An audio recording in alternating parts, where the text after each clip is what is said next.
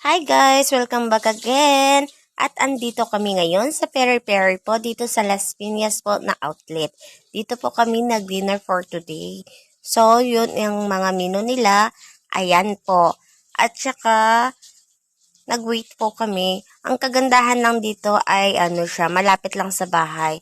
After busy time sa work, ayan, dito na kami dumiretso. Treat po ito ni ate and kuya sa amin. Yun, kumain kami dito sa Peri Peri. Sa may tapat ng Vesta Mall lang siya. Malapit lang po ito sa amin, guys. Ayan, sa mga gustong kumain dito. Yun, maganda naman ang food nila. Maganda ang lasa. Nagustuhan ko na rin naman. Ang ganda rin ng approachment ng kanilang guard. Maliban lang po sa kanilang mga crew. Dahil hindi po friendly yung mga crew nila. At saka, hindi po sila nag-a-assist po sa mga customer. Maliban po sa kanilang guard na napakabait po talaga ng guard nila. Yun na po ang nag-a-assist kung saan ka uupo, kumukuha ng bill, at saka nag-aano ng parking para po makapag-parking ng maayos. So, ito yung place yung napili namin. So, dito kami umupo. Pagkatapos po, ayan na, chika-chika na po kami dyan while waiting sa aming order. Ang ganda kasi nung dumating kami ay wala pang masyadong tao. Wala pang masyadong customer nung time na yun. Mga ilan-ilan lang. Pero after namin kumain, ay yun na po. Ay meron na pong pumapasok.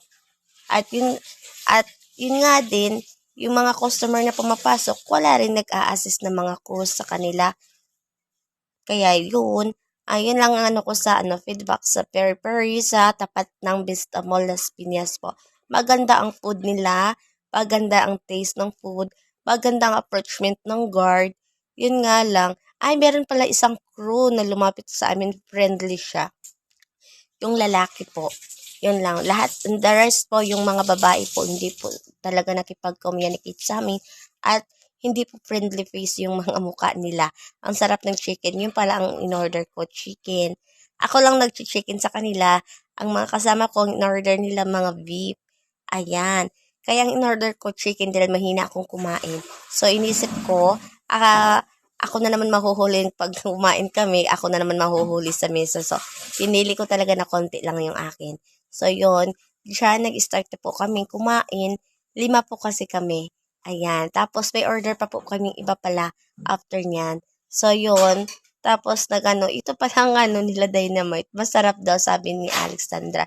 Pero ako, masarap siya, pero maanghang sa hindi marunong kumain ng maanghang. Maanghangan po talaga kayo. Yun lang po.